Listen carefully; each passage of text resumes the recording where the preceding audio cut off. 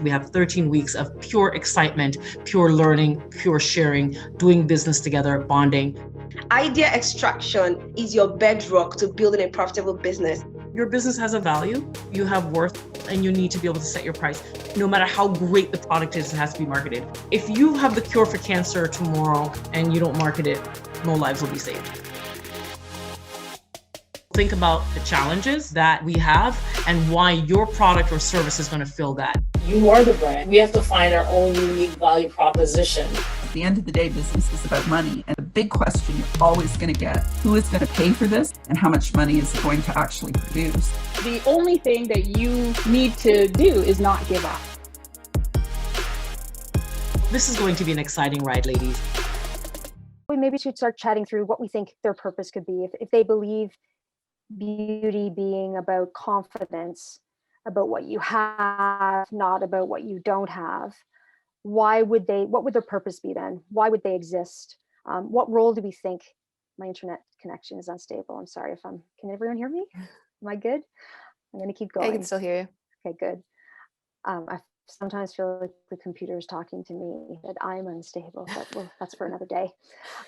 So back to Dove's purpose. If we believe they believe in beauty should be confident, should create confidence, what role do we think that their brands, their products ultimately should play in the lives of the customers, and what action do we take to live up to that belief? So that could be the types of products they put out in the world. So opening it up, anyone want to kind of hazard a guess what their purpose could be? There's no wrong answer, so feel free to bombard us with some thoughts. I'm going to open the chat, sorry. To make everyone feel good about themselves. I'll just read them out. And you can all right away, you can see from this belief system how easy, I say easy, it is to kind of get to what is ultimately their purpose. Like we're talking about making people feel good, defining beauty on your own terms, and that you are beautiful no matter how you show up. Beauty is for everyone, therefore it's democratized. It's not just one thing. Everyone is beautiful, all shapes and sizes and colors, absolutely. Confidence in your own skin, beauty's, I think they've pretty much hit it right on the head, Davi. Yeah, this is amazing. And I think what's really interesting about this is when we are crafting belief and purpose statements for clients, it's not something where we're like, you write it and you get it on your first shot. A lot of the time, I'll write like 20 different purpose statements, 20 different belief statements, because it's really interesting because it just a shift in the language, a shift in the way we're talking about them can totally change the direction of a brand. So the fact that there are so many answers here that are all around the same idea and different ways of articulating it totally show that there are so many ways that this brand can show up, but it feels really clear and that you can immediately look at this brand and they've done such a good job of articulating what they stand for so that we all kind of intuitively know what their purpose is. Should we give the answer? Yeah, for sure. So I did go through their website. I scoured through everything, and their actual purpose is that they say that we exist to help women develop a positive relationship with the way they look, helping them raise their self-esteem and realize their full potential. And it's quite a long purpose statement, but I think everyone that we're seeing totally nailed it. I think it's all about self-esteem. It's about helping women feel good about themselves, having that positive relationship with how they look, with their bodies. Great. So exercise number 2, we thought maybe you could start to turn the lens on yourselves and your own business, and start to, like, if you haven't done this exercise around starting to think about your business as a brand, and that your brand can ultimately help define the way in which you show up in the world. So we thought maybe we'd start with a little bit with what is your belief. That's really where we always start with clients when they come to us with looking for help to really crystallize what their brand should stand for. So again, back to kind of some of the tenets you can use to help kind of tease this out for you. Is it debatable? As in, is it truly something that isn't for everyone? There is something about it that is so uniquely your own that it might make someone go, yeah, that's not for me. But because you're so sure in it, and you know that you have an audience that it resonates with, you can kind of stand on that belief. So with that, are there brand truths? Are there things you're actively doing or can point to that support that belief statement? Is it something that kind of is inherently like a consumer truth or a human truth? Like it's timely and timeless. So therefore it's based on values that kind of don't dissipate over time. Is it unique and distinctive? Again, back to that being unignorable in this world where there's a lot of Me Too products and a lot of products that are really the same and or services that are the same. So what about you and your business is distinct and makes someone go, I'm going to choose to spend my money or my time with that organization or that brand? And finally, back to your an understanding of who you were for, like who are the people out there that become part of your tribe and your belief, and therefore ultimately choose you more often. So if anyone wants to start thinking that through, I think we'll start with ultimately the belief, and then we'll move into what could be a purpose statement. I'm not going to say this is easy, believe me. we do this. These sessions are typically done over a couple of weeks with a lot of scouting that kind of helps inform where you're going, like a real understanding of who you're up against, like who your competitive set is and what they're doing out in the world, and how can you be show up that is different, more distinct and unique than them, so that you get your fair share of attention from your audiences. I was going to say I wouldn't have a job if this was easy. Yeah. Does anyone want to volunteer, or we can, as Uju said, we can call you up and join us here for a conversation? Don't make her pick someone. She'll just randomly pick you. I know it. I can see that in her. We're usually not a shy bunch. So someone usually volunteers to, we have Julianne. Julianne, please. She's a first volunteer. Please unmute yourself. There's also a question here about belief and purpose versus mission and vision. And there is a little bit of a difference, but at the end of the day, within all of this, there is a little bit of semantics going on too. Sometimes we call it a belief statement. Sometimes we call it a conviction statement. And I think that it is one of those things where you are sort of nailing down or I guess assigning meaning to something that is really great. I think a mission or a vision, we typically don't do a lot of that, but there is a little bit of, what are you intending to do? What is your sort of goal? Like, what are you setting out to do with your mission or your vision versus, what you stand for, what your brand stands for versus your sort of organizational vision. Lori, did you have another sort of any thoughts on that? No, I think that's a good, it's funny because we're going through this right now with a client of ours who has re-articulated what their mission and vision is. And I feel like your mission and vision is the foundation of where you start, because it really is about the organization as a whole and the business you're in.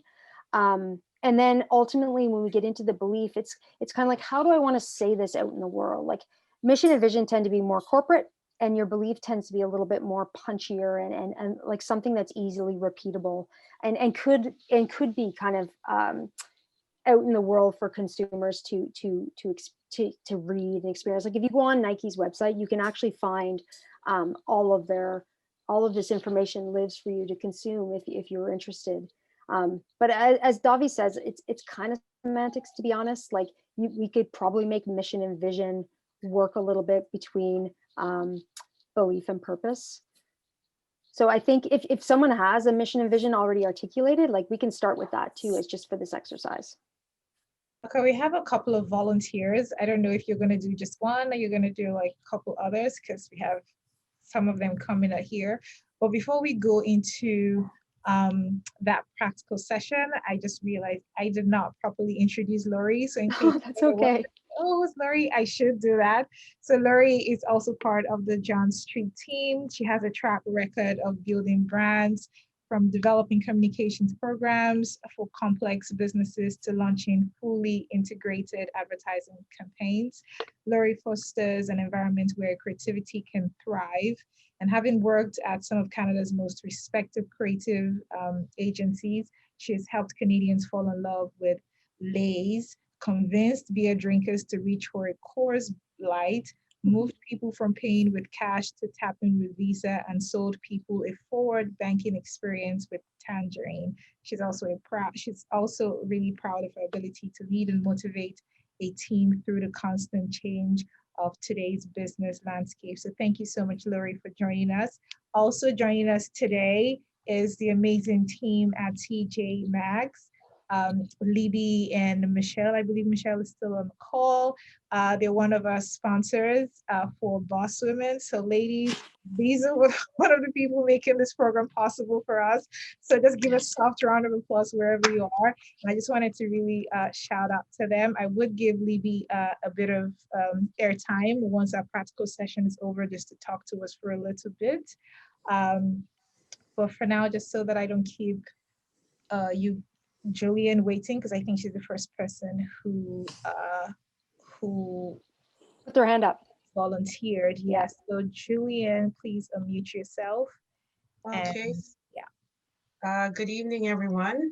My company name is WOC Beauty, Women of Color Beauty. And I had a mission statement, and because of what I've heard, I've kind of broken it down and realized I have my belief and my purpose right in there. So the belief is, when it comes to beauty and skincare, we believe that one size doesn't fit all, and that women of color should not be limited to their choice of color, shades, and textures. So that's our belief. And our purpose is we want to empower women of color to accept and embrace their diversity, redefining traditional standards of beauty. Oh, I love that. It's great. It's amazing. Super. You've kind of hit everything on the head. A bit of a brand truth, like you've got a why in your belief, and then ultimately why you exist, like what you're trying to put out into the world. Mm-hmm. And how you're serving your customers, right? Like it's this is what I believe, and this is how I'm going to change things and really have an impact because of that belief. So now, since you have that articulated, Julianne, I think when you get to the next section of our presentation, we're going to talk a little bit about order. Like, how does that belief and purpose start to show up in everything you do? So just hold that thought. all right, can we take other volunteers or? Sure. Yeah, so Patricia, please unmute yourself. Hi, And, can you hear me? yes, Yeah. we can. Perfect. So I started this company in 2018 and haven't really progressed with it, but I'm looking to restart it now and actually working with a website builder. So he's asked me to do some homework, and I need to revise my vision and mission, but I basically wanted to talk about what my belief was, because I'm restarting basically. So my belief system is really that I believe if we sustain the planet will sustain us. I'm all about sustainability. And so I want to use that approach to redo everything basically. So I'm restarting.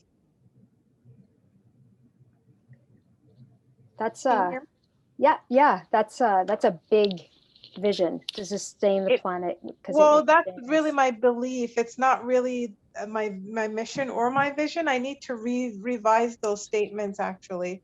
So I literally contacted this person yesterday, and he basically told me we have some homework to do. So that's where I am right now. So I guess with that in mind, I need to work out what my purpose is.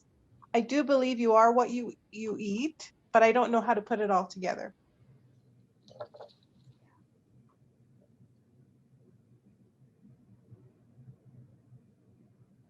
Sorry, I'm just jotting things down because it helps me jog my memory when I'm talking. Yeah, so I think with a belief like sustaining the planet to ultimately sustain us, again, that's a very big.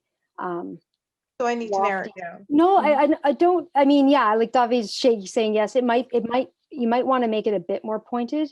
Okay. And then the other piece of it, with a belief like that, you have to make sure that when you start to, like how you start to behave in the world, stands up for that. Mm-hmm. I think that's what I was going to say. I grow herbs. I don't have a backyard where I can grow anything. So last summer, for example, I got like 17 pots and I grew all my herbs. To this day, I'm still using herbs I grew in my backyard, and it was all grown in pots. Wow. So provenance is like from seed to table. You would be aware of the provenance. Exactly. Yes. Patricia, do you mind saying your purpose statement again? Really, my purpose. Well, I believe you are what you eat. Mm-hmm. So I really want to teach people. I want to combine those things. So sustainability and teaching people that they really are what they eat. Mm-hmm. I'm still haven't figured out how I'm going to put it all together yet, because literally I started this yesterday. But I do think there's something interesting when you have like, I think that this is an issue that when there's something that you're really passionate about and you have that belief statement that feels really, really big and grand. And the nice thing about pairing belief and purpose is that you're able to take something that's quite big and lofty and then ground it with your purpose statement, so that it is something that is really tangible. So something like, and I'm forgetting the exact words, but when you're thinking about sort of sustainability as like a big sort of mammoth issue, and then you think about your purpose but I believe that, everyday actions can have a huge impact. Not saying that should be your purpose statement, but something like that, where it's like, actually the things that we do every day can really have a big impact. And then that's what I'm going to do. And that's what I'm going to help people with. And I think it creates something that you have this big problem that is kind of hard to overcome when it feels so big, into something that I'm like, actually, I can almost, hold that in my hands and I know what to do with that. And that makes a lot of sense, because I'm always tell people, part of my business name is solution. So I'm a solutionizing with people, and I'm always telling people, you eat an elephant one bite at a time. So I kind of like that concept. Yeah, exactly. And I see Jackie has a question here about how many words. I wouldn't say it has to be tied to how many words, but it should be a really concise idea, right? Like having a really single-minded idea. We do like to keep them as short as possible. The example that we have here from Dove, it's not one that we worked on, and it is a little bit longer than I would typically like, because they have a lot of ideas in there. Something like this Nike one, that's a one sort of singular idea, a couple lines, maybe under 10 words, which I'm saying off the top of my head, but it really feels like it's a really strong idea. That the nice thing about it is, like, I've been able to, throughout this, continue to recite the Nike belief statement, because it's so short and easy and it's easy to remember. Whereas if you asked me to recite the Dove purpose statement, couldn't tell you what it is, because it goes on for a while, even though I know ultimately what they stand for. Yeah, I think just building on that, like it should be single-minded. So it does force, it's really an exercise in reductionism, like really figuring out what it is you believe in, and then how that translates ultimately in what you put out in the world in your business. So it really is starting from your business. What is it I do? What is it I do? What am I putting out there? Be it I'm selling something or offering a service.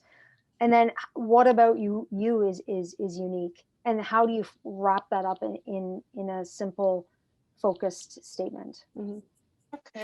Okay. So my statement was we see through the eyes of the customer. And I was thinking, probably it wasn't meaningful enough. Or sometimes I'll say no job too big. Oh, I'm Jackie, by the way, and the owner of Surround the Cleaning Service, Surround the Cleaners Inc. Mm-hmm. Yeah, and sometimes I'll say no job is too big, no job too small. So I don't know if sometimes I try to see if I could include some more words, or is that enough? Mm-hmm. but it seems to work at some point at, my business. Yeah, I think the other thing is a nice sort of check, to just a sort of an internal check to test this against is it answering the question of why? Like if I asked you, if you said, I'm starting a business, and I asked you, okay, why? Like, why are you doing that? Why is that what you are, committing your time to your life to?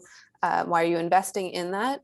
And so something like, why am I starting this running shoe brand? It's because I believe that if you have a body, you're an athlete, and I want to inspire every athlete, and there's a question here from Libby about, is a belief almost like an elevator pitch? I wouldn't say it's an elevator pitch, but it's telling people why you exist and why it's important to you.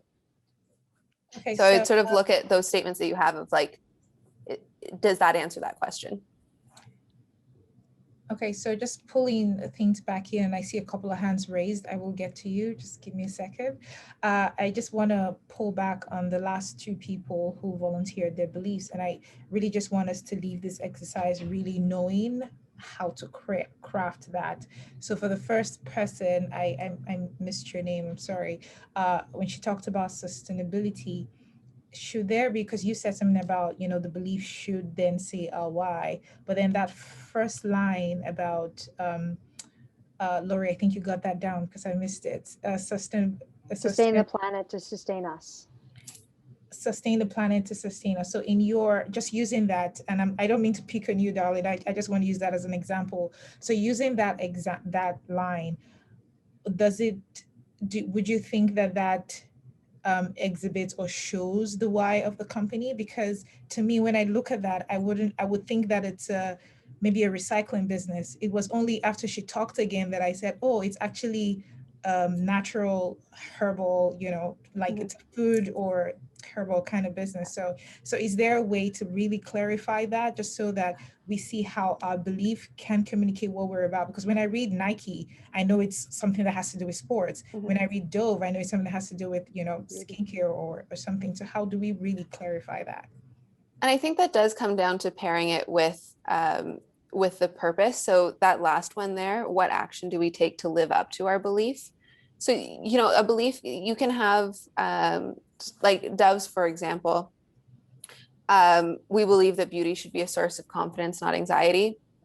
They're a soap brand, right? Like that could be a makeup brand, that could be an accessories brand, that could be like, there's so many ways in which that brand could exist. And then the what they do, how they make it tangible, what action do they actually take to live up to that belief, to me is how you ground it in the world that you're really in. So I think that the belief can be a little bit loftier as long as the purpose is the thing that really drives it home. Yeah, but I will build on that, Davi, to say that in your belief, having a little bit of the category you're in probably makes sense. Because if back to the one we're talking about, sustain the planet that sustains us, like when you say sustain the planet, like what do you actually mean? Because to your point of view, it's quite broad, like that's huge.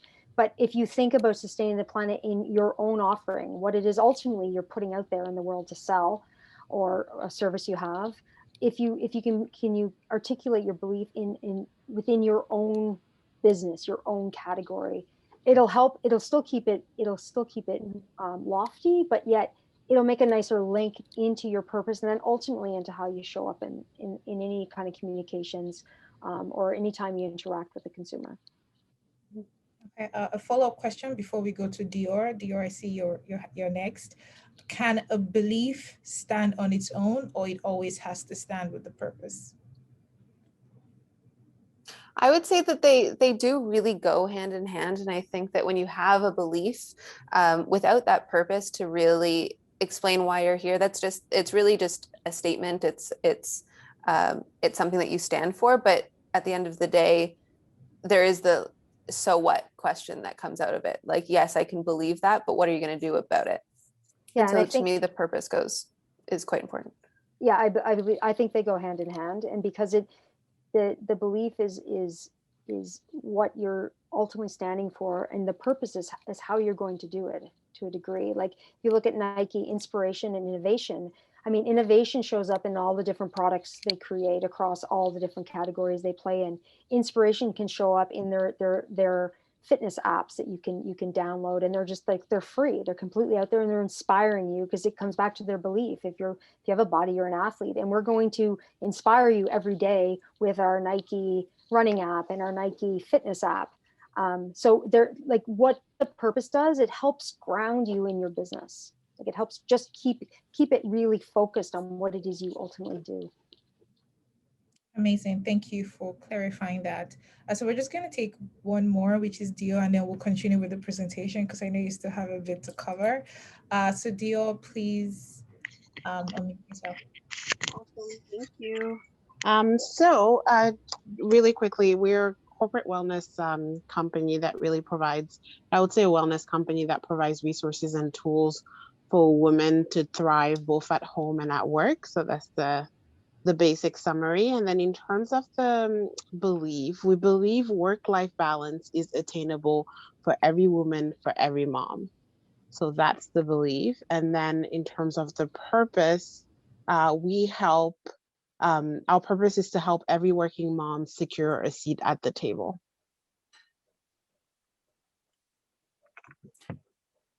Well, I think that like your belief statement is really interesting to me because it is something that is absolutely, it's debatable. It's something that you can really stand for and believe in.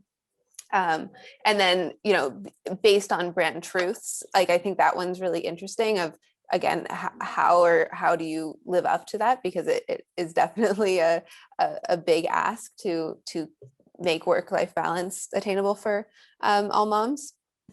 And then the purpose, I think that the purpose, do you mind rereading that to me? Absolutely. Our purpose is to help every working mom secure a seat at the table. So I think this one's interesting because I think that is like a really interesting purpose statement, but that tie between the belief and your purpose, having something that falls really nicely out of that belief statement. So whether that's, you know, we exist to, let me think. I'm not gonna be able to come up with like a great purpose statement off the top of my head, but that idea of you know, what are we, how are we going to live up to that belief statement? What action are we actually going to take to live up to that belief? And I think that idea of infusing, like, is there an opportunity to infuse a little bit more action into that purpose statement of what you guys actually do, so that if you were to tell someone that is your purpose, they sort of have an idea of what you guys are really offering. We still have a couple other questions, but we'll get to that after you're done with the presentation. So thank you. That's great. Thank you so much. Cool.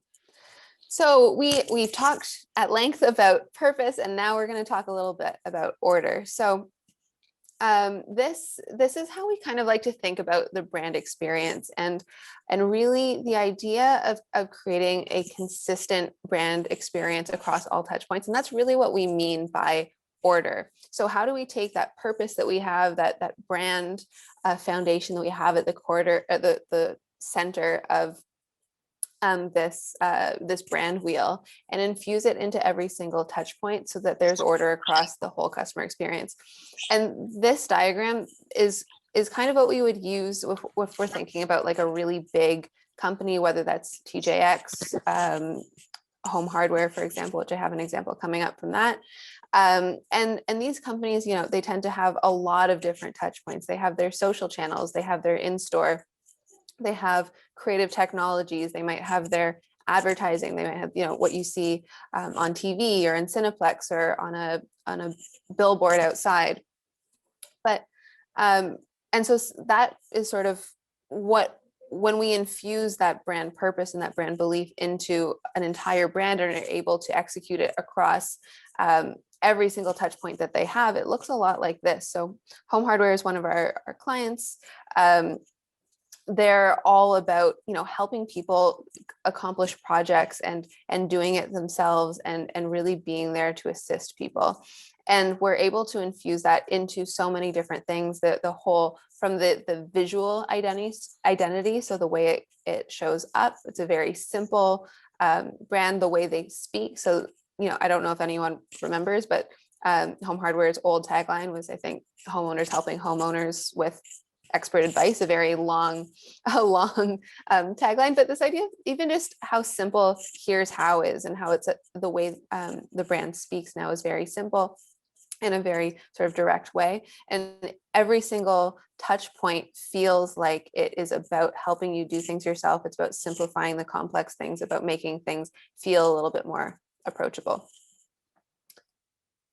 But that is sort of for a really big brand. But the thing is that a consistent brand experience is not dependent on the size of your company. It's not dependent on, having ads on TV or having billboards outside. It's really about infusing that purpose and that belief into whatever touch points your brand might have.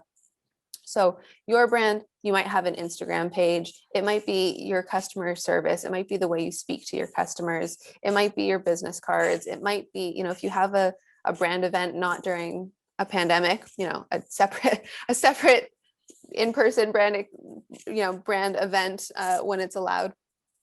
Might be your in-store experience, but if you're able to infuse that consistent brand belief and purpose into all of those touch points, that's when you create a brand that feels really compelling from the get-go. So I do have this example of a really small outdoor clothing brand called Alder that is close to the John Street Hearts, because it's actually founded by a former strategist at John Street.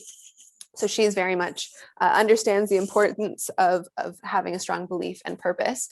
So Alder's belief statement is, we believe outdoors should be a safe, welcoming space for everyone, and outdoor companies should be leaders in inclusivity, diversity, and sustainability.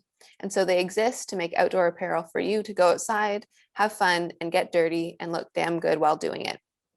And so what I really love about this example is there are a number of things that are really cool. One, just that idea of being inclusive, the fact that the world of sort of outdoor apparel is weirdly not inclusive and weirdly sort of one-dimensional, and the fact that it does actually feel like it stands out when we're able to speak differently. There's also this idea of being able to actually do things and have fun and get dirty, and athletic wear for women doesn't need to be just about wearing really tight leggings all the time, even though those are great. But what I love about that is that idea of just the dynamicism and just actually doing things and having fun is infused into even their logo, and having this really dynamic logo that changes and morphs. And what's cool about that is it really feels like it's an expression of what the brand believes. So even for a brand that is a little bit smaller, they're able to continually infuse what they believe into what they're doing. And just before you flip slides, Davi, you can see too, like even in this little leave it better than we found it, where sustainability shows up in their belief that they want to make things better for the next generation, people coming after. So therefore, the decisions they make are driven by that. So they use environmentally friendly fabrics.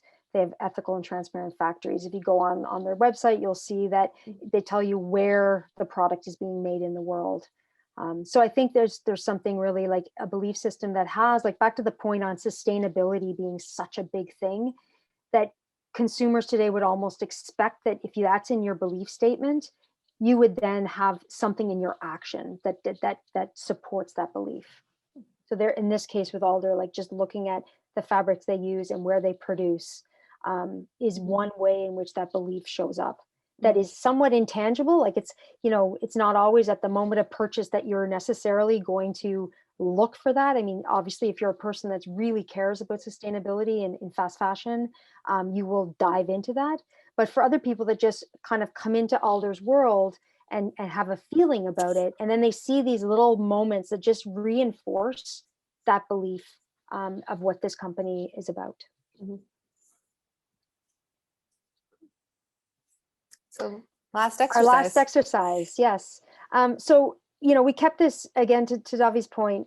Bigger companies have big marketing budgets and have a big footprint out in the world, be it like a physical store or stores across the country.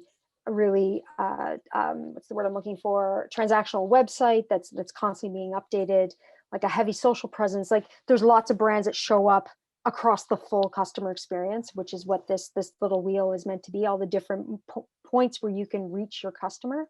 But you can start to look at where your brand shows up or your business. So what are the tools that you have in your marketing toolkit right now to reach your audience and to ultimately convert into some sort of a sale?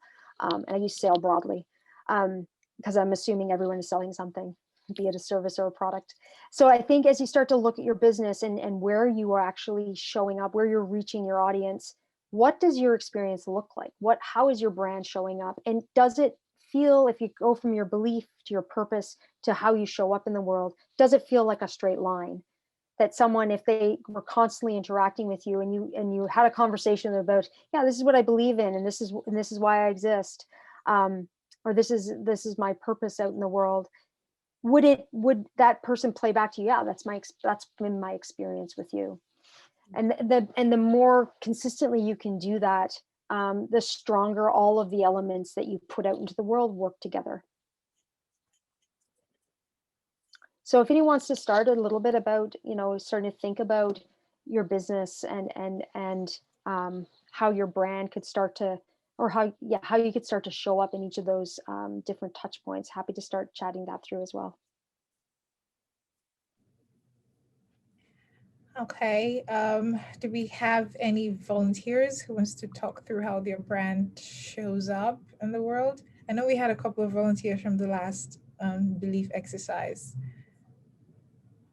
Patricia, do you want to volunteer for this?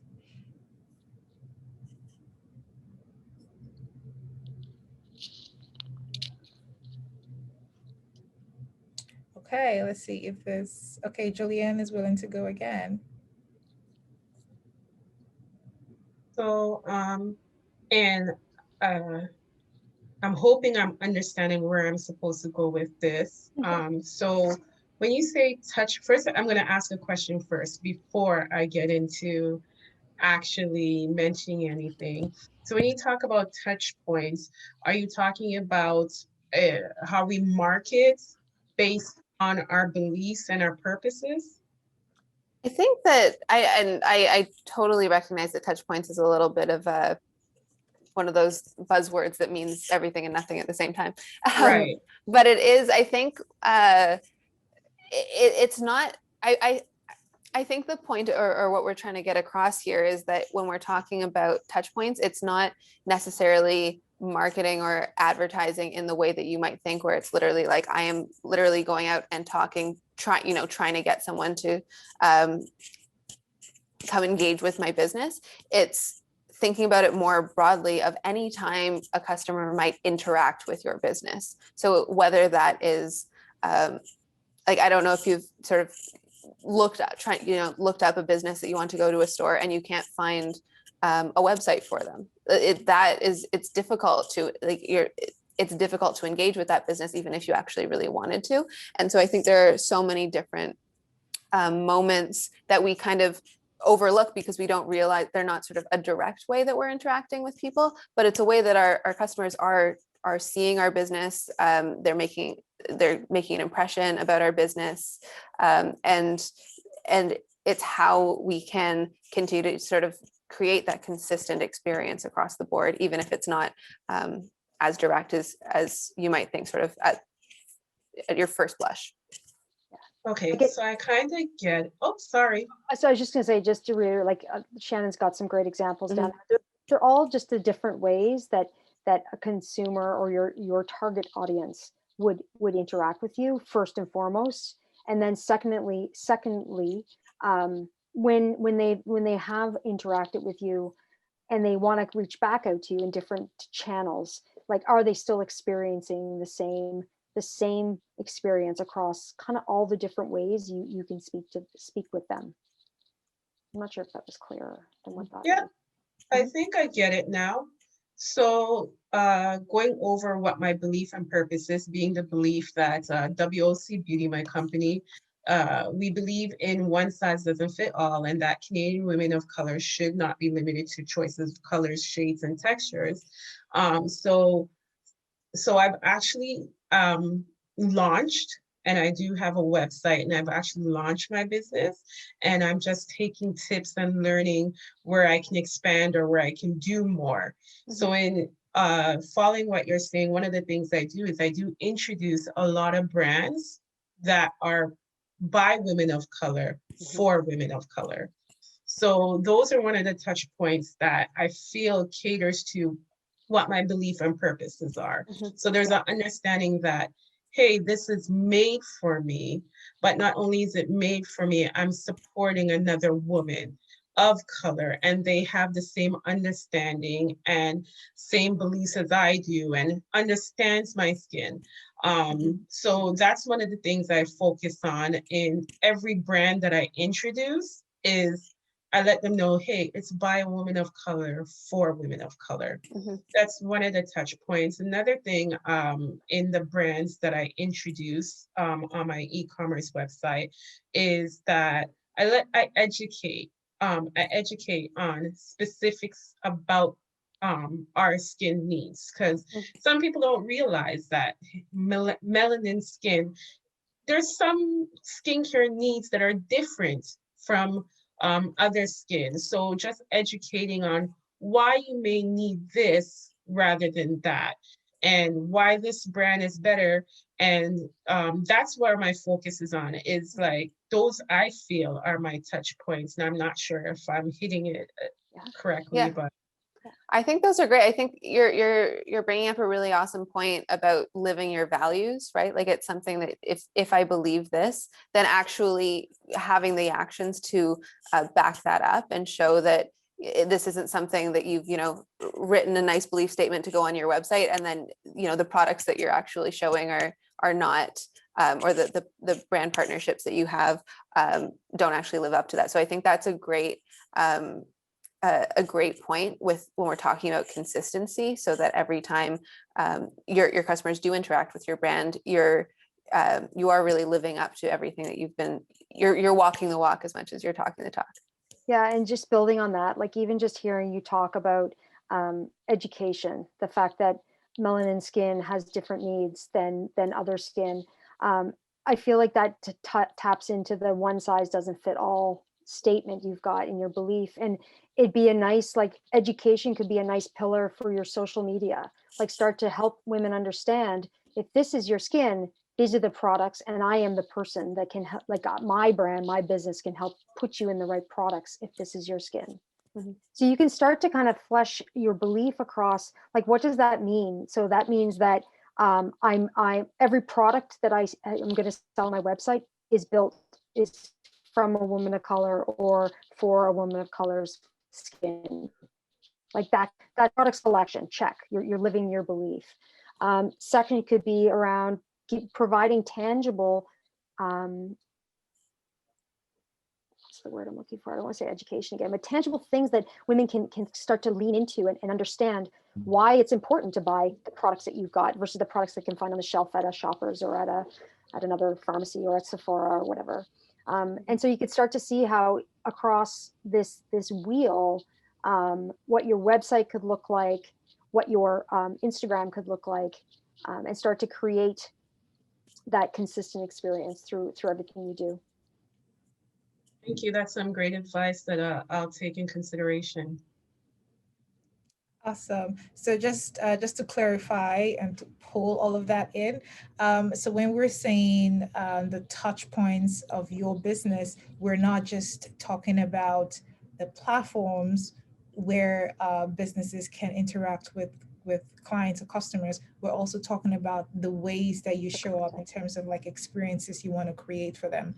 So to your point, Julianne, it's also about like if I'm showing up for them to educate, that's a pillar where my business, that's a pillar or a touch point where my business can thrive. So great to clarify that. Thank you so much. We have a few minutes left. We're just going to take just 2 more volunteers, and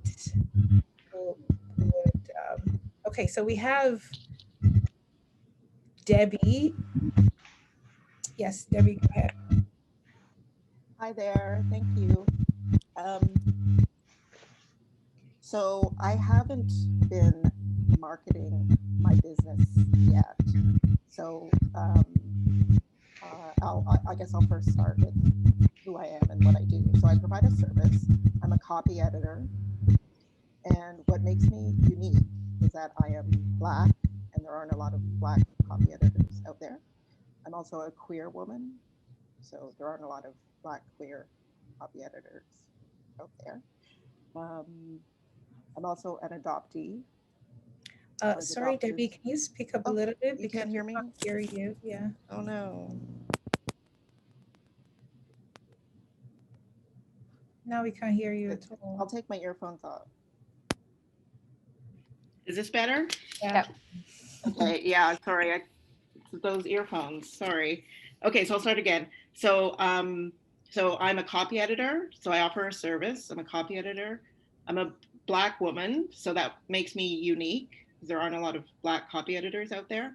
I'm also a queer woman, and I'm also an adoptee. So I was adopted, grew up in a white family in Northern Ontario.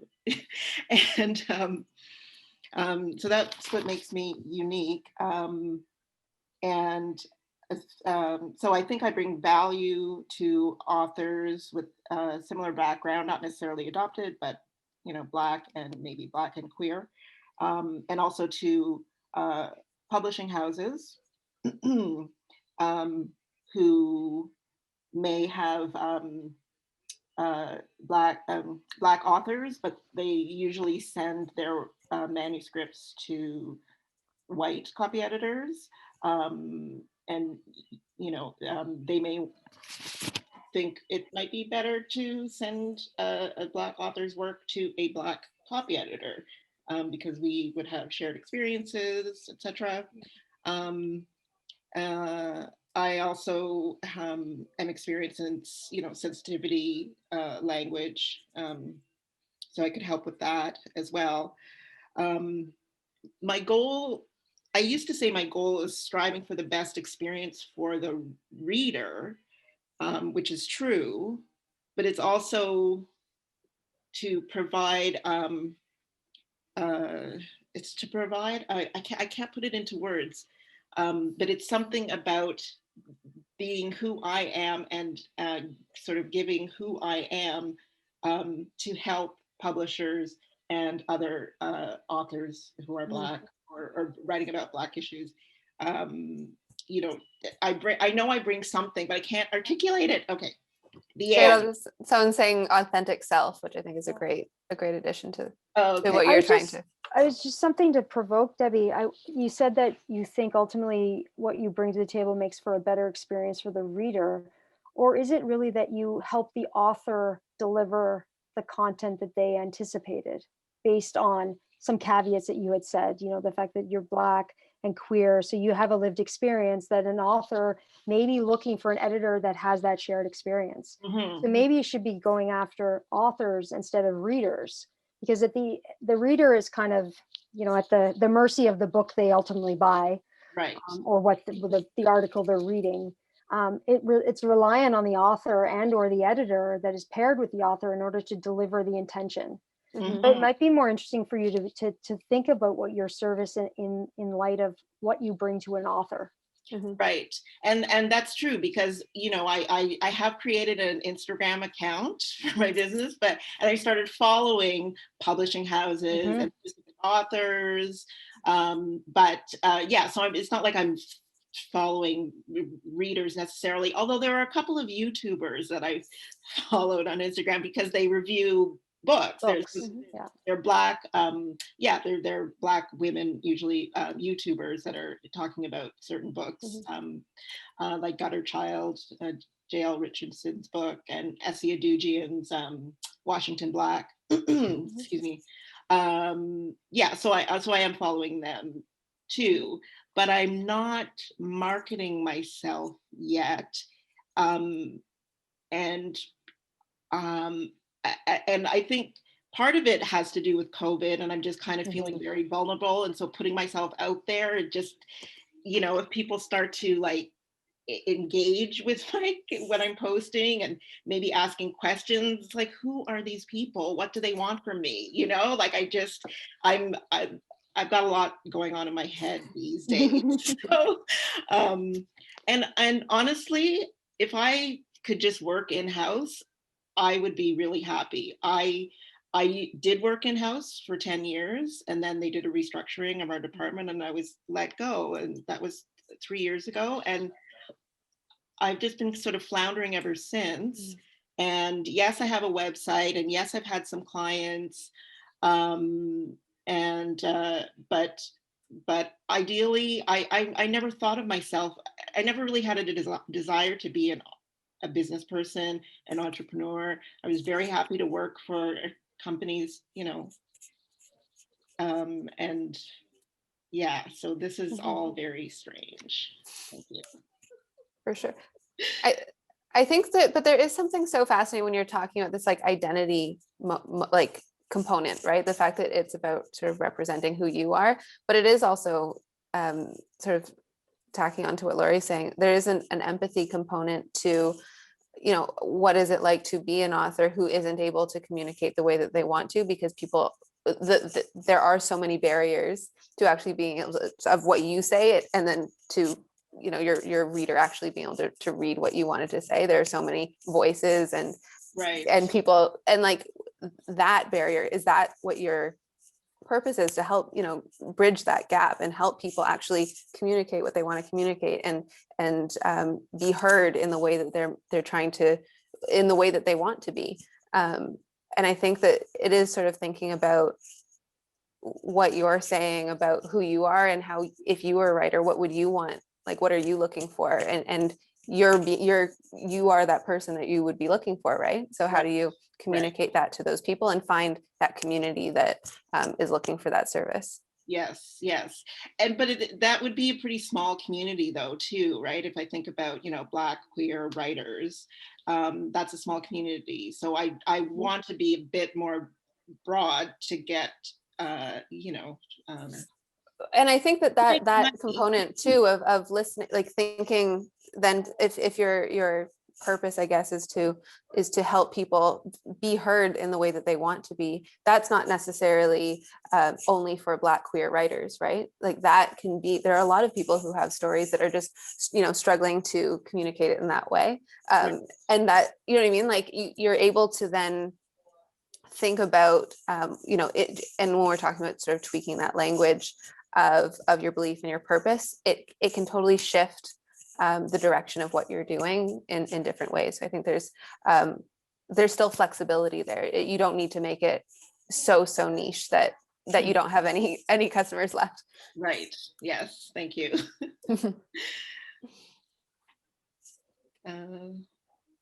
Is that all? Great. I have nothing more. Sorry. Thank you so much. We have we're kind of like at a time, but I just really want to thank you, Lori and Davi, for really just pouring of yourself and then just helping us with the practical sessions. I do believe we have, yes, I love the slide. We have taken home some really practical lessons. Like we always think that, oh, okay, we know something, and then we come to sessions like this and we're like, oh, we're like Jon Snow, we know nothing. There's still a lot to learn. And so thank you so much for just sharing all of that. And I believe not just the people who were part of the practical session, every one of us will go home and do a bit of assignment to create our beliefs and also our purpose and see how we can show up in the world using those tools. So thank you so much. We hope that when we call you back, you return again and you know, just share. So thank you. I do want to give a few minutes to Libby to just talk to us a little bit. I believe she's still on. I'm still here, yep. Yes, I just want to give her just a few words that you might want to share with our ladies before we go to the next speaker. Sure. Well, thank you so much for having us. And I really want to say thank you to Davi and Lori for sharing your expertise tonight. Just for a little bit of background for everyone, John Street is one of our agency partners. So they've developed some fantastic campaigns over the years for our brands, Winners, HomeSense, and Marshalls. So thank you very much for joining us and for leading the session today. There was some great discussion, and I hope everybody will take their homework and come back with their belief and purpose.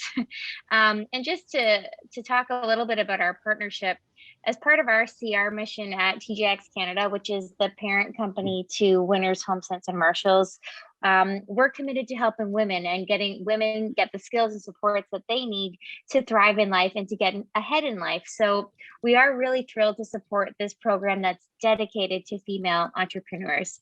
So this was our first session with the BBPA, and it's a new partnership with us. So we look forward to coming back again and seeing this grow and seeing all of your businesses grow. So thanks so much for having us. Oh, I realized I wasn't on video. I'm here. Yeah, thank you so much, Levy. I look forward to having you again. Thank you, Lori. Thank you. Thank you, everyone. Stay till the end of the program. That would be fantastic. But you have our permission if you want to go as well. So thank you. All right, ladies, next speaker is no strange face. She was actually here last week, Danielle Spencer. Is Danielle on? I can see her here, but her video is not on. Hi, yes, sorry. Aha, there you are. Ooh, looking all fancy. So Danielle Spencer is an entrepreneur, marketing director, brand and project developer, project manager, and mom to this gorgeous little girl. You have no idea. She moves from one hat to the other at any given moment. She's working with various companies to create designs, products, experiences, and opportunities for a variety of clients. Currently, she's the owner of Baloo Organics, an e-commerce baby boutique, developing an online e-commerce baby boutique, developing products made from quality products. So please join me in welcoming Danielle Spencer as she talks to us through some of the practical tips of really creating a solid marketing campaign, creating the best copy to increase those conversion rates in your websites. So I'm just going to give the screen over to Danielle. Thank you. Thank you, Uju. Hi, everyone again. I'm just going to share my screen with you so that... Oh, just hold on. I think I have to make you... Yes. A co-host.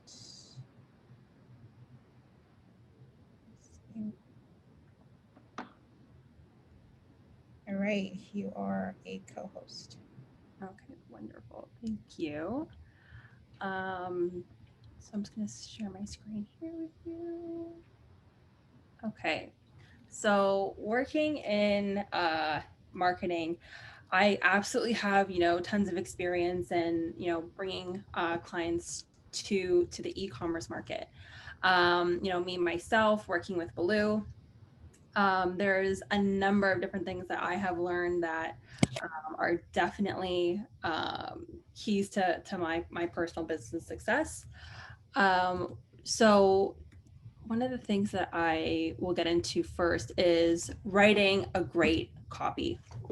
So for anybody who wasn't here last week, or I guess maybe I should just jump in and introduce myself first, but I own a retail baby boutique where our #1 product is baby ball pits. I started my business this year, just in June, and it's grown incredibly over the last few months. Some things that we've been able to do so far is we retail with a luxury baby goods giant in the States called The Tot. We retail on Best Buy. I have platforms on Etsy, as well as my own website, blueorganics.com. We're very active on social media. And things have just taken a really great turn in our growth. And oh, sorry, how do I do this? Sorry about that. And so being able to, you know, work in this industry, it's amazing. And you know, being a mom, you know, I love the work it is that I do. So when it comes to writing great copy, there are things that you really want to have a focus on. One of them is what I like to say is creating the awe factor. So working in baby goods, parents, they love cute things for their kids when it comes to activities and decor for their nurseries and playrooms. And so it might not necessarily be things that are cute, but what are you doing that's creating a gut reaction from your customers and from your audience? What is making people look at your brand, your images, your products and say, oh my gosh, like I need that, or that is so cool, that's so awesome, that is so neat, I need to be a part of that. So what are you doing that's creating that initial reaction that people just want to be a part of what it is that you're doing? The next thing that you want to be making sure that you're including into your marketing is how are you generating conversation? One of these things can include, you know, current events, for example. You know, not everybody likes to get super political, but for example, at the inauguration, that photo that was just all around the internet of Bernie Sanders with his mittens sitting in the chair, and how people just included it in every single thing that they were doing. And what that does, surprisingly, is that it's a common factor that everybody's enjoying, and to be able to see Bernie Sanders sitting in a ball pit, to see Bernie Sanders you know, in a hair shop or in a cleaning business, like regardless of what it is, like you can include these memes into your business. And when you do that, you're creating a point of unison that many of your customers and your clients, things that like they share, whether that is that they like memes, they like Bernie Sanders, they're, you know, Democrats, that they hate Trump, whatever it is, you're creating a point of reference that people can now share and dabble into a conversation with, be tagging their friends and family to come to your page and participate in a conversation. And so when you're doing things like that, you're bringing people in.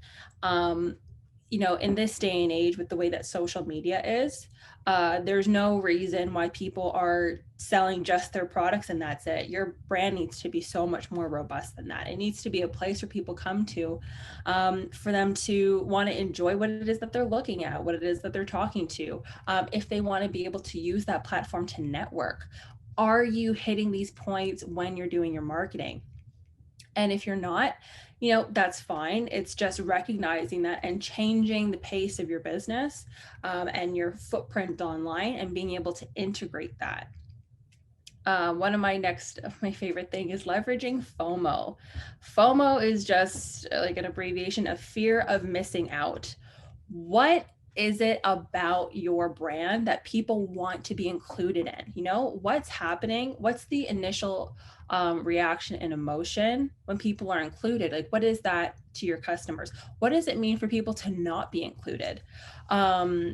One thing that I think is an example of this is looking at people who, like for example, the beauty industry. How people like to say, oh, I have a Chanel cream bronzer. I love it so much. Like I put it on like my bathroom counter and it's an aesthetic piece. I take photos of it. I post it on my Instagram, and it's almost like a part of who they are and how they express themselves.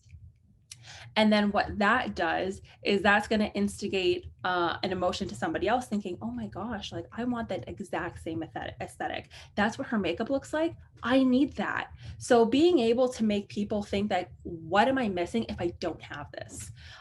So a point of your copy is to be able to identify what is it that makes people feel left out if they don't have your product, if they're not a part of your service. There was one person who stood out from the last session for me. She was talking about like her cleaning business. And I just thought it was so great that she was interested in moving or integrating e-commerce into her business, because you would just think like, okay, like this is like a service, like what can you really do with e-commerce or with social media with this, but something about that could be including micro influencers and saying, you know, I'm going to give you my service. I'll come in for a couple hours. Your house is going to look absolutely fantastic afterwards. I'll do it for you for free. Just let me take some photos afterwards. And choosing somebody who has like a gorgeous house, like a beautiful house, so that when you go and you share these photos afterwards, people will think, oh my gosh, like, first of all, they're focused on like how the house looks so nice. But what they're going to associate with the beauty of the house is that the house is gorgeous, yes, but a part of it being gorgeous is that you had something to do with it. And so being able to take that and saying, oh my gosh, like, I love that, and being able to translate it into what it is that you're doing, be able to transfer the ownership of what makes that so beautiful and then making it your own, that's what's going to be a part of creating that FOMO that people want to buy into and that they want to be a part of. One of the last things is integrate your own values. One thing that I definitely have a conversation with my partner in the business about is how much do we want to include our own personal values in the business? An example of that is being like with Black Lives Matter, for example. I love that we have the opportunity to use our platform to speak about things that have to do with systemic racism, inequality and inequity within our community, and being able to share that with our audience. Sometimes people think that that can be a conversation that's not for business. However, for me personally, I feel like if I talk about these things and somebody gets offended, I don't necessarily want you to be with my products.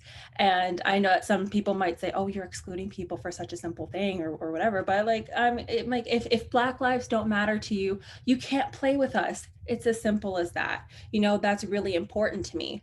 And so being able to include that into our business in a way that makes parents want to be more approachable to the conversation of you know, these topics, and then being able to share that with their children, that's really important to me.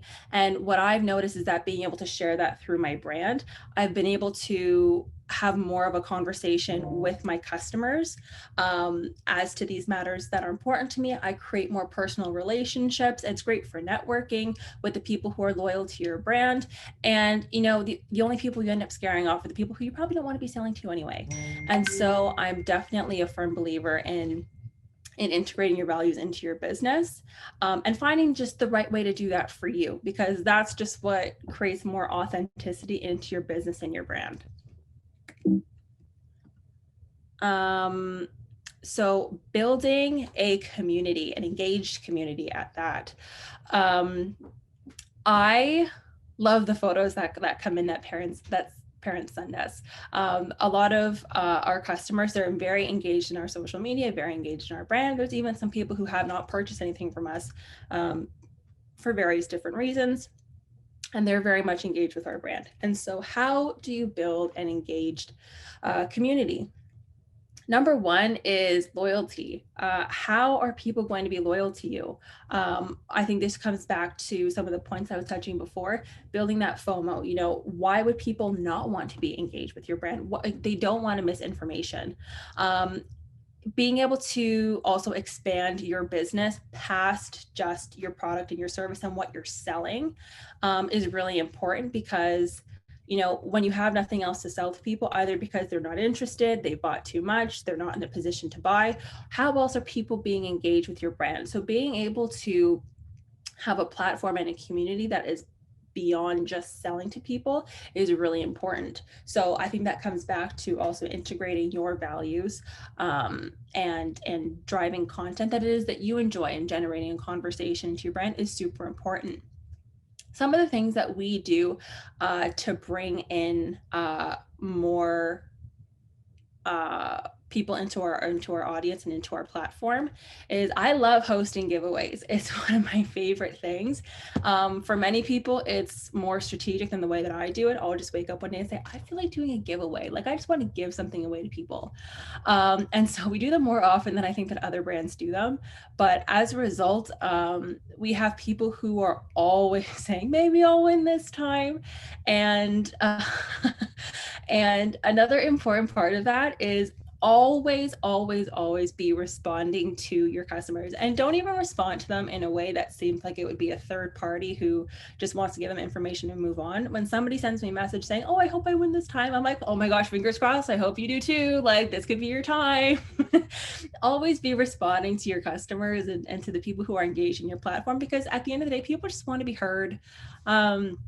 For the exact same reason that so many of us show up to the Boss Women program and we ask questions. It's because, we want to network, we want to be seen, we want to be heard, we want to share our business, we want to know who has the exact same struggles that, we're going through, who has tips to share. And so in that exact same way, you want to be looking for the opportunity to be doing the exact same thing with people who are interested in your business. If nobody's coming to you to initiate that conversation, go to other people. If the hashtags that you're using, for example, I obviously use, ball pit, nursery decor. And so if I ever hit that, you can search just hashtags on Instagram. So go to the hashtags, see what people are posting with those. Those people want to be seen. They want to be engaged. So go to the hashtags and comment on their stuff. Be like, cute ball pit. If somebody is, if you're working in the retail sector with, hair care products, love your hairdo, or, like, what are you doing about seasonal dryness, things like that. Just engage other people if they're not yet engaging with you. Like it'll happen, it'll flow, but you also have to get into the routine of it. So even if you take 10 to 20 minutes in the morning and then 10 to 20 minutes at lunchtime and then at the end of the day, and just engage with people, you'll see a return on that where people are like, oh my gosh, they want to talk to me, like let me talk back. Because people aren't always just like rude. People want to respond, so give them a reason to. At the end of the day, if you're operating behind your business, it doesn't have to be awkward, because it's not like you have your face to it. So you have nothing to lose. Just say hi, say hello, drop a comment, bring people in. Okay, so the biggest things for me for creating or building an engaged audience is start a conversation, go to other people's pages, comment on their stuff, follow them. Bring people in. So host a giveaway. You don't have to give away something excessive, just give away what you can. Even if it has nothing to do with your product line, if you can afford to give away a $20 Tim Hortons gift card, do that. Just give people an incentive to come and participate. And engage. Just engage. Bring yourself into the conversation and just engage. That's the best thing that I can possibly say to you. Just talk to your customers, because they want to talk back to you. It's really that simple a lot of the time. And then when you get into the flow of it, it's easier. It's bigger. It's better. So one thing that we're going to be getting into is launching and tracking campaigns. So the images up top are some of the campaigns that we've done. The first one is our onyx ball pits, which are the black color, in velvets, which are just like so beautiful, so cute. The middle one was for our holiday collection, and to the far right. So the far right one, we encountered a desirable issue where Black Friday, we just got slammed, absolutely slammed. We just did so many more sales than we had anticipated doing. Our goal for the month of November was doing $10,000, and we were like, oh, we're gonna hit it. Like, we think that's doable. Like, we really think we can do it. We did over 100,000 in November. So we, first of all, ran out of inventory really fast. We sold through, thank you. We sold through everything that was supposed to keep us until like January, early February. We sold out of everything. And so there was an issue where some packages were delayed. I'm sure, as you all know, it was a pandemic holiday where every single mall was closed. People could only online shop. And the chaos that was taking place at Canada and USPS was terrible. Packages were so far back delayed. And so we told people, if your package comes in late and it comes in looking mashed up and ugly, please send us a photo. We will send you a free set of bibs. And so we had people posting their little ones sitting on boxes in front of the tree at the front door saying, oh, it finally came in and it's ugly. Give me my bibs. So it made people excited to receive their products. Anyone's that came in late, we gave them like either we partially refunded them from like our end from what we had, or we just gave them a coupon for future use. But also just maintaining that communication with what was happening was really important, because a lot of people didn't quite understand why their products were so late. And so maintaining that communication was really important. But so in terms of launching and tracking your campaigns, set a start date. That is the number one thing, because otherwise you have no point of reference. How are you supposed to know, like, if things are just, you know, they happen to be coming in because, you know, of your campaign or not?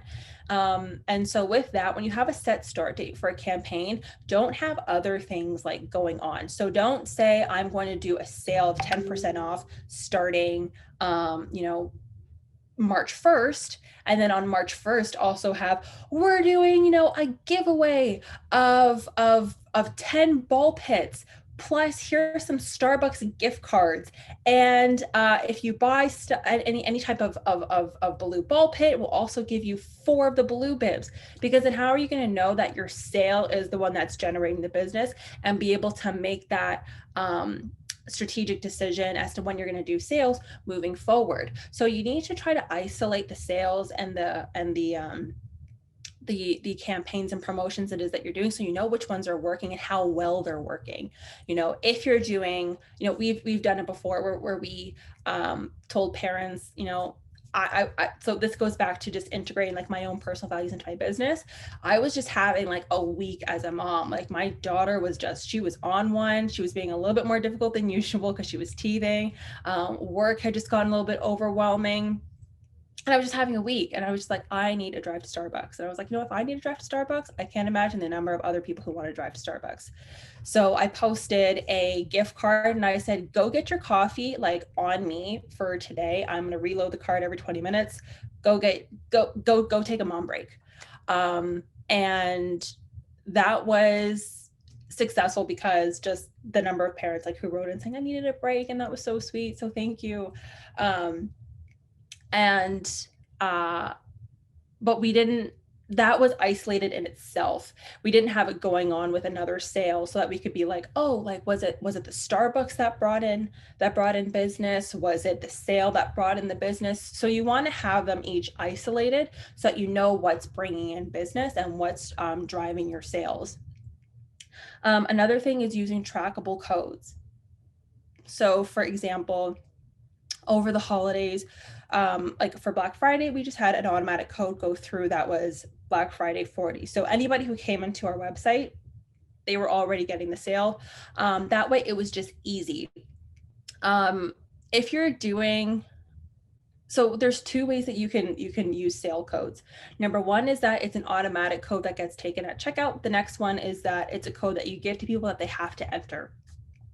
I personally don't like using codes where people have to enter it, just because I feel like when you have a set sale weekend, for example, if we were to do a Valentine's Day sale from last Friday until Monday, I personally wouldn't have given out a code, just because A, I know people forget to use the code sometimes, and B, I don't feel like when other companies make you use a code that they genuinely want to give you the sale. They're kind of just incentivizing the people who happen to see it and taking advantage of the people who haven't seen it and not wanting to honor that price. So I personally just, when we're having a set sale, I do an automatic code. However, if you're doing a campaign with an influencer, that would be a situation where I say, give them a code so that you can track how well they're doing, how well that relationship is, if they're able to push sales, if there's value in that relationship, and how much you want to continue to use it. And so being able to see when to use codes and when not to, for example, I would say if you're doing any type of set sale, Black Friday, Boxing Day, if you're doing like a back to school sale, anything like in the springtime, when you're doing a transition of inventory, I would say just do a set sale for those. But when you're doing things like influencer codes, if you have something like when people register to your newsletter, use that as a code, just so that with those milestone items, you can see how well they're going and be able to see which how well your newsletters are going, or B, how well your relationships are going, and how much you want to keep those. A third is link your integrations. So for anybody who was here last week, I went through the apps that I use on my Shopify and which ones work well for me. So some of those are Pinterest, Facebook, Instagram. And what those do is, because I have them integrated into my website, whenever somebody goes, I also have them integrated on Instagram, for example, to my website. So whenever somebody's on Instagram and they go to my website, it tracks that. So by linking your integrations, you can actually track how much of your sales are being generated from your social media activity. So if somebody's coming in from Pinterest, or they're coming in from Google, or they're coming in from one of the other apps that you have on your website, make sure you're linking those onto your website so you can see which ones are working and which ones maybe aren't. Maybe you need to change your strategy a little bit. But being able to see where traffic is coming from, it also gives you the opportunity to see how much you want to invest into different platforms. If Instagram's bringing in more business than Pinterest is, then maybe you want to allocate more of the funds that you have on Pinterest than over to Instagram, or whatever the case is. So you want to make sure that you're putting, your money that you're spending on your advertising into where you're getting the most bang for your buck, and being able to make sure that those clicks are working and they're everything that you need. So I shared this with our group chat over the weekend, but recently Instagram has done an update, and the way that your content shows up on feeds is, we already know that they took away chronological posting, which sucked. So anytime that you knew when to post to get the best engagement, that kind of just went away. Now it's a little bit more random, but that randomness is very dependent on how people interact with your content. If people aren't interacting in a way that Instagram wants, Instagram will just be like, this content isn't really generating engagement. Maybe we should just hide this person a little bit further down, or just not show it, because their whole thing is that they want people staying on Instagram and using the app, interacting with things. If your content doesn't have people interacting with things, then it's deemed like less essential, and you're not going to be getting the promotion that you want to be getting. So the first thing you're going to want to be making sure that people do is saving it. So to generate that type of content, what I like to do is I like to use quotes, memes, and those two also go towards sending. So you want things that are shareable and savable. So what is it that somebody's going to want to come back and look at? What is it that somebody's going to want to share to somebody else and say, hey, look at this, this is funny, or this looks nice, or this is cute, or I want this, or I need this, or babe, like hint hint, as like we can do. So you want to be making sure that it's savable and it's sendable. Not everything needs to be, but you want to be making sure that maybe like every 3 or 4 posts, your content is just that. So currently what I have going on is, so I do my posts every 4. And by that, I mean so one post will be of balls. The next one will be a child in a ball pit, but without the view of the balls. Another one will be a nursery or a playroom decor. And the last is a quote that has a purple background. So what that ends up doing is that my feed looks like it's lines. And then when you look at it, so then it'll be like all nursery decor, all quotes, all balls, all children sitting in a ball pit with no view of the balls. So it changes the aesthetic, but it also changes the flow of my content so that people have options, number one, as to what it is that they're looking at. And it also gives them it gives me a little bit more freedom and a little bit more creative control into how I have the aesthetic laid out. And it's definitely more structured so that when you come to my feed, there is an aesthetic there, but it's not super obvious. So getting into the last two, likes are, important, and comments.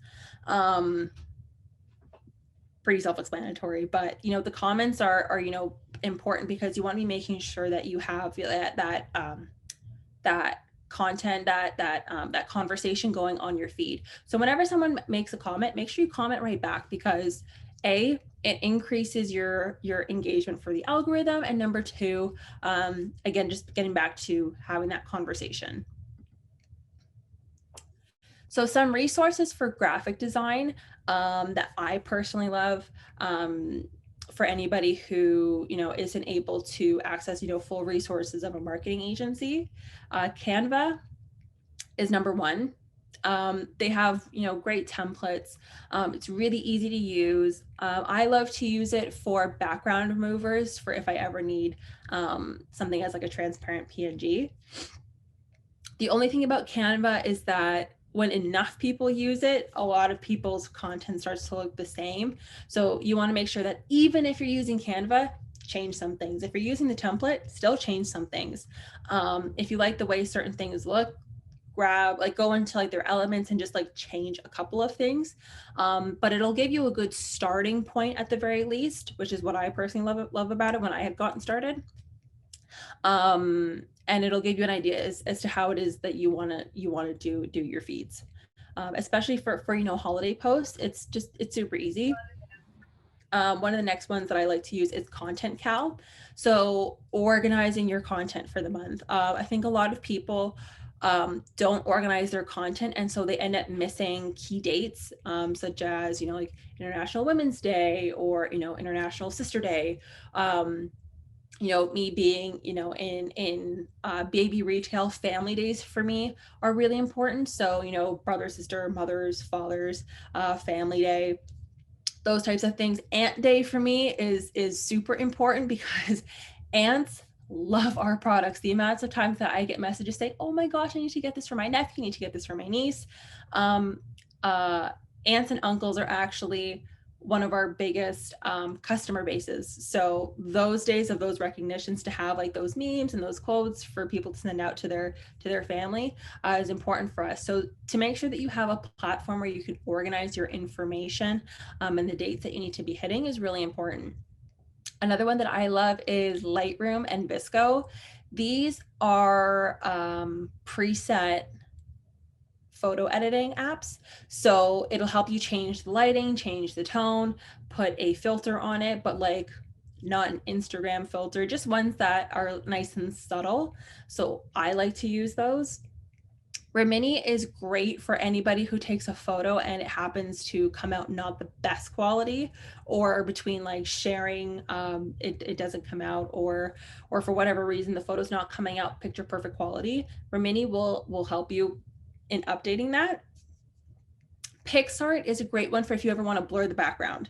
So for example, if I have a photo of a ball pit and I want to just or somebody sends me a photo of their kid in a ball pit and the kid looks really cute, the ball pit looks really cute, but maybe there's just something in the background I don't like, I'll use PixArt to just blur it out. Later is amazing for scheduling. If you don't already have a scheduling platform, you absolutely need to sign up for one. Later has a free template to get you started. Another good one is Planoly. But personally, I just prefer later because it will automatically send out your content for you. So you can pre-schedule your content for the month to make sure you're not missing anything. Or if you don't want to do it for the month, you can at least pre-schedule important dates that you don't want to be missing. For example, if you want to pre-schedule, Christmas from now, Boxing Day, Black Friday, President's Day, Juneteenth, if you want to pre-schedule your key dates, you can do that through later. And later we'll do it for Instagram, Facebook, Pinterest. It'll do it for all the major social media platforms. And I think they actually have a TikTok integration coming. And speaking of TikTok, if you don't already have a number of videos for your business to be coming out, you absolutely want to be changing that, because we see it through TikTok how quickly people consume their content. So you want to be making sure that you have something that caters to people like that. We definitely see a move going over to TikTok. So if you're not already comfortable with using video platforms to promote your business, now is a great time to start. Just being able to make that to adapt to the new platform and be able to learn how to use it would definitely be ideal. One of the last things that I think is really important is for people to have either a marketing agency to go to or a marketing mentor. As small business owners, obviously we all can't afford, the resources of a marketing agency, but when you're able to maybe get like an hour consultation, what you can do is organize all of your content. Like if you can do it for like 3 months out, that would be amazing. If you can do it for 2, if you can do it for 1, whatever it is, organize all of your content and then take it to a marketing agency. At Brand EQ, what we'll do is if somebody's not able to fully afford our social media services, we'll tell them to just get all their content, organize it into how it is that they're going to be posting it, to send us the PNGs in like the full sizes.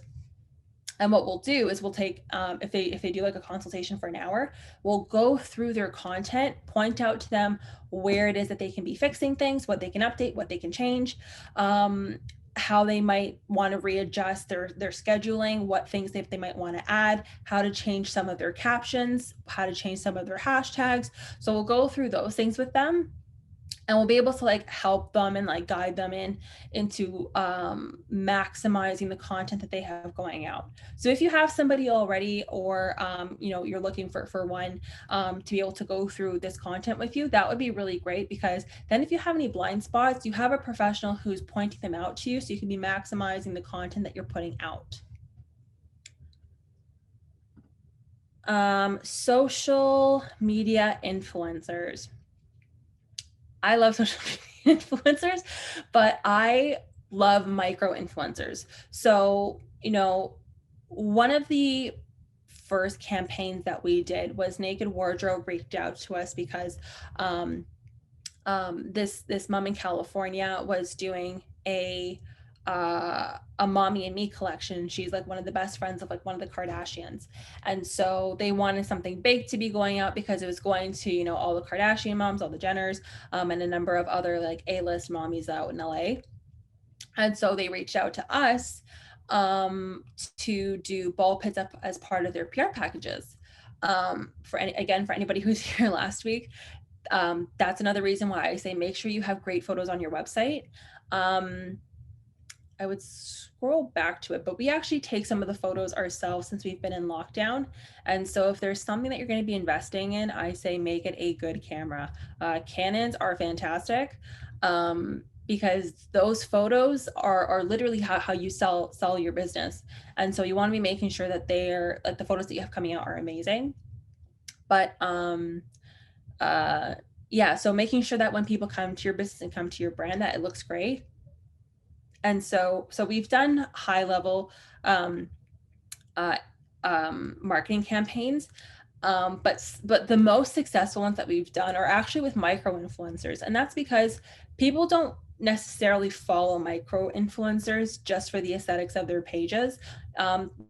They follow them because they actually like what they put out. They actually like what they have to say. They enjoy engaging with them, and so I have like we've worked with a number of higher level influencers, and we've actually found that the micro influencers give us a better return for the investment that we make. Every time we send out a PR package, they cost us about $500 Canadian plus shipping. So we need to be making sure that we're really getting a return on that. Otherwise, it's just money that's just flying right out of our pocket. And so we've, as time has gone past, we've gotten more requests for free packages to celebrities, and we've actually started saying no because it's not an immediate no. What we'll do is we'll have a meeting with them. We'll say, what is it that you're offering? Sometimes people will just say, oh, like, we're going to give you exposure. And to that, I always tell people, well, I mean, you found us, so clearly we're exposed. Like, we're going to need, like, you have to put a more definitive term on that. Like, will we be getting content? Because if you're able to give me, like 2 or 3 photos of, your kid and I can tag you in it, that gives me something. But if you're just saying you'll just post it one time on your story and you're not really going to guarantee me either content that I can use or a tag on your page or a shout out, then I don't really need that. So whenever you do work with influencers, always make sure you have an agreement, regardless of who it's with, micro or macro. Make sure you have an agreement, something in writing as to what it is that they're delivering to you. Again, I love working with micro influencers. The key things that I look out for are their comments and their stories. So I will ask them if they can take a screenshot from their most recent story as to how many people viewed it. If they don't have that available, then I will ask them, like, the next one that you do, please take a screenshot, and then we'll take the conversation from there.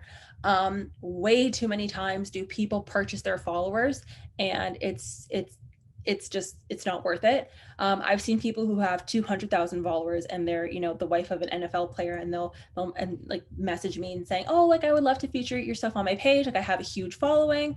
And then I go and I look at their likes and their comments, and like 5 people commented on their last post, 20 people like on like another one. Or their reels. Reels are also a great indication as to what engagement is going on the page. If somebody has tens of thousands, hundreds of thousands of followers, but their reels aren't getting much engagement, it's an indicator that the content just really isn't there, and that the engagement isn't there. So you want to be making sure that you're working with people who are able to make a return for you. And when you work with influencers, you're able to maximize their platforms. So that's the biggest thing that you're able to do there. So, and just wrapping that up, the key things you want to be looking out for are comments, real views, and likes. Uju, I just took a peek at the time. I did not realize. Literally almost the time. I'm so sorry. I didn't even realize. I'm actually just gonna cut it there. And actually, it's great. This is very valuable content. So it's great that I apologize. People were getting value out of it, because it's very practical. Like, a lot of our businesses are on these platforms, and we want to see how we can exploit and optimize our efforts. So I'm just, because we're literally 2 minutes out, or 4 minutes out actually, we're just going to take one question or 2, depending on how quickly Danielle can run through them. So we're just going to take the first one. Tashani, would you recommend creating social media accounts for all platforms and post the same content? So around repurposing content. Use the same content, use it on different days. Why am I going to follow you on 7 different platforms if you post the exact same thing at the exact same time on all of them every single day? So you can have the same content, but just don't use it at the same time every single day. Change it up, usually by like the time span of like a week. So if you make a TikTok, post that TikTok, either maybe TikToks are different. So if you have a TikTok, post it on maybe Instagram the next day, or maybe a week later.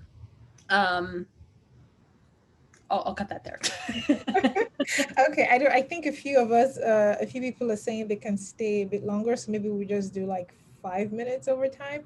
But we have a few people who are raising their hand. Andrea, we'll just do Andrea and Jaisel, and we will call it a night. Andrea, are you there? Okay, so we just go next to JCL. Hi, good evening. Thank you so much for taking my question. So I did post it in the comment section as well. And for myself, so I just got onto Clubhouse and that has just opened up the floodgates. And so I'm like fervently working on content and I'm so gonna connect with Brandy too once I get my 3 months done and come back to you and just kind of see what we can do moving forward from there. But with communications, like I find like I am now attached to my phone. So what advice do you have with respects to that communication engagement and managing it? Do you have Absolutely. So me personally, I'm only 25, but I am such an old soul in a sense where when new things come out, I'm just like, no. TikTok came out and I was like, you will never catch me on there. Like, I'm not going to learn it. Absolutely not. Now they're saying it's the number one way for companies and businesses to be promoting their products. An example of that is I saw a restaurant in Toronto called Light Cafe that does brunch boxes. And I was like, oh, I'm gonna go check that out. Valentine's Day had a lineup around the corner because that is how powerful the platform is for marketing. Clubhouse is another one where I joined it about a month ago and I have not done a single room. I haven't even joined one. And I need to do better at that because when you see a wave and a change of not just a trend, because when enough people start going onto these new platforms, it's not just a change. I think people are tired of just looking at the same photos and the same content all the time. The number one thing that I think people love about TikTok is that they were so ashamed to be using it. They never followed anybody. They never promoted their pages. They were just like, they're kind of like floating. So what ended up happening was people were sharing content that was just real and relatable because they thought that no one they knew would see it. Like that embarrassment was kind of just gone. And then with that, you've just seen people just rise. So having that authenticity in your communication and being willing to learn new platforms, especially when they first come out, because if you're able to be putting out great content on a new platform, you build followings really quickly.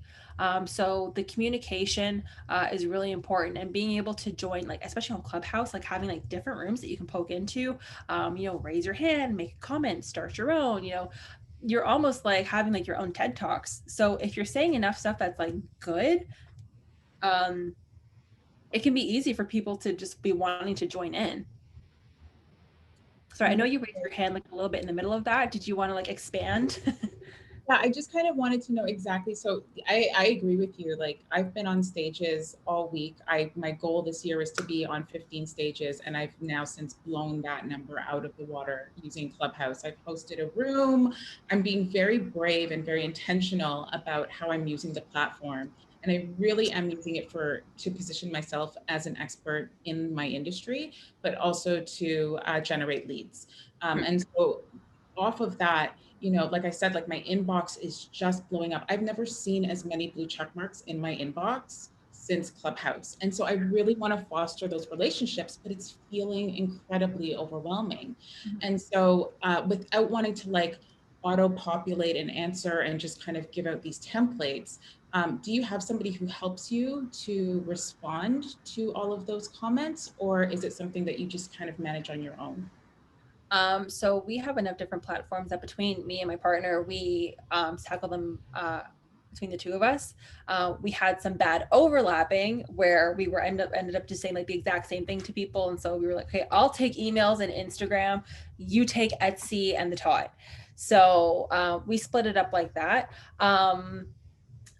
But this kind of ends up coming down to who you want to network with the most. So to that, I would say chunk out like 30 minutes in your morning and 30 minutes in your evening to go through your emails. But otherwise, just like hold off on them, because if you keep on going through them like throughout the day, it can get really overwhelming.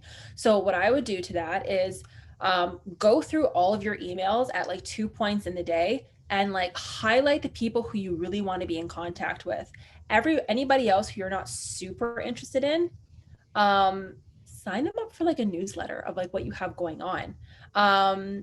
you know, if people really want to be in contact with you and they want to know what you have to say, that is a great way to do it. Another really good one is try to move them from your email then to your social media. I see enough people who send me emails that can very well just be comments on some of my posts and some of my pages. And so being able to transition people to recognize where an actual networking opportunity for growth is and where someone might just want to have a casual touch base with you. They don't need to be filling up your mailbox. So just, if you don't actually want to respond to them, just follow them on Instagram and then like leave some comments on their stuff. If they become serious about an actual opportunity, they'll reach out to you in a serious regard. But your email isn't for people who want to be casual about things. It's for, you know, serious stuff. So that's what I would do. And in addition to that, if I can just add to Danielle's point about time management, you know, whether in the morning or in the evenings to attend to these things, I would say really don't be realistic with yourself and your capacity, and don't stretch yourself too thin. From what you have said, it seems like Clubhouse is giving you the highest return on your time investment. I would say then pick the ones that are really yielding more results for you. Then maybe focus, say, okay, maybe I want to give 60% of my time to that, and then give like another 30% to Instagram, even though it's not returning right now, just so that that audience doesn't feel abandoned. But like prioritizing your time also based on the platforms that is giving you the most bang for your time. That's what I would say. When I started, because mine is, I don't have a business yet, but I'm building my personal brand, and I spent a lot of time on Clubhouse, and I saw the uptick. I was like, oh, okay, I'm going to spend more time this week on Clubhouse just because I see the returns. So just optimize your efforts based on that, and hopefully, because it might not, Clubhouse is new, so it might not be like this for a while. So like after maybe a couple more weeks, a month, you see that things go back to normal, then you can now, okay, let's re-strategize and rejig your time management. So I hope that helps. That really helps. Thank you so much, both of you. Thank you. And Brand EQ, we're also looking forward to like consulting with you as well, because I know you mentioned that you wanted to continue conversations with Brand EQ. Danielle is with Brand EQ. I'm with Brand EQ as well, so you can always reach out. And if you have any other questions, we'll help you answer. Thank you so much. I know we have gone over time on a Tuesday evening. We just want to give you your evenings back, because I know tomorrow might be a long day for a lot of people. But I want to say thank you to hanging out with us and for engaging. I am so proud of all the engagement that comes through, because sometimes when facilitators come, I'm like, are my people going to be all quiet and awkward? But then I'm always happy when I see the engagement. So thank you. The presentations will be shared with you by tomorrow. And so if you have any other questions, you can always email and I will answer. Thank you so much. Someone is asking for the WhatsApp. Let's see. I don't know if I can. I think you would have to add them. Yeah, but also, I apologize for going over time. If anybody had any questions, feel free to connect with me like through Instagram or send me an email or LinkedIn, but honestly, whatever platform you're most comfortable with, like absolutely connect with me. I'm absolutely like love messaging people about their businesses and whatnot. So do connect. Yes, I just see that. I saw that Sharita just shared the WhatsApp link. Thank you so much. So I'm just gonna say goodnight to everyone and enjoy the rest of the evening. We will see you next week, Tuesday, same time and same bomb content will be shared with you. Have a lovely evening, everyone.